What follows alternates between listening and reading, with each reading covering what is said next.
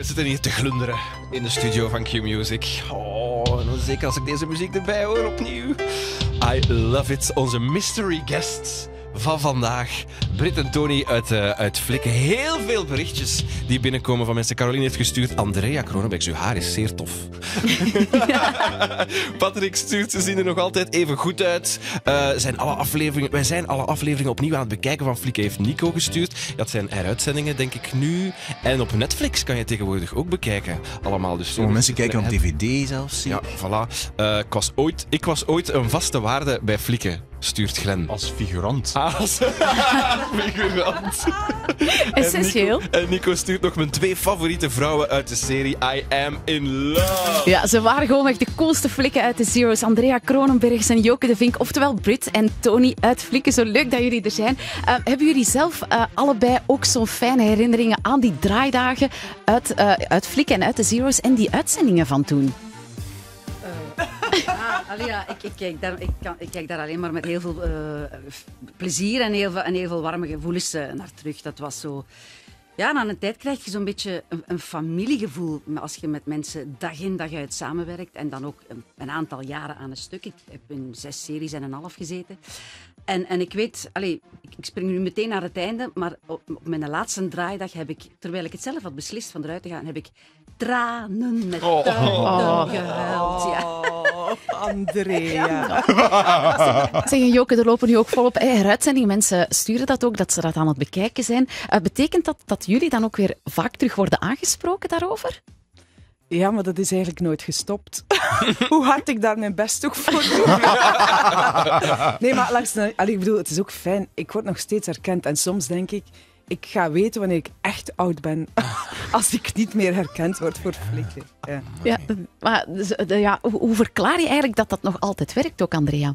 Nu, we zijn ruim 10 jaar verder, maar die heruitzendingen lopen nog altijd ontzettend goed. Ja, ik weet eerlijk gezegd, ik beweeg mij niet meer zo heel hard in televisiemiddens de laatste jaren. Dus ik weet totaal niet wat de kijkcijfers zijn in de namiddag. Ik word er regelmatig op aangesproken.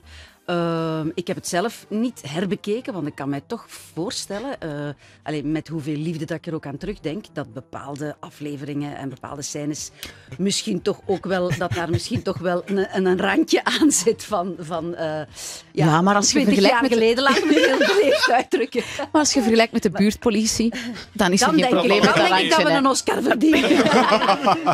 Ik zag een fragmentje passeren op Instagram waar dat Axel een Nomo moest spelen in Citadelpark. Oh my God. En wij zitten daarmee te lachen. Maar wachten op elkaar zinnetjes en in het heel mooi Nederlands. Ik dacht toch van, blij dat dat voorbij is.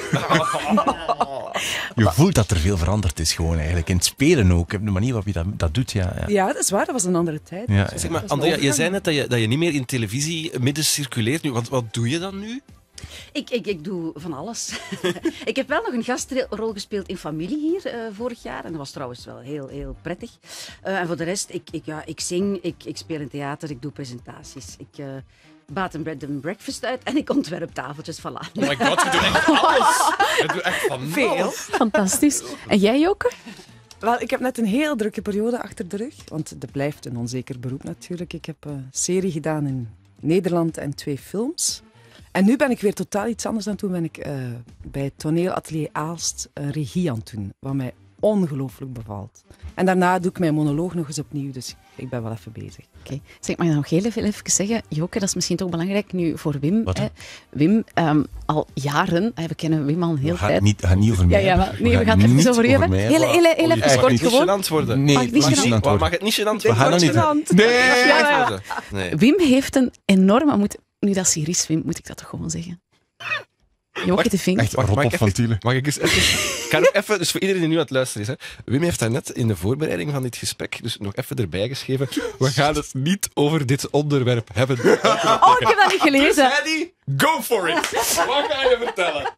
Joke, jij bent al jaren mag je dat zeggen? Dat is zo natte droom van Wim Oosterling.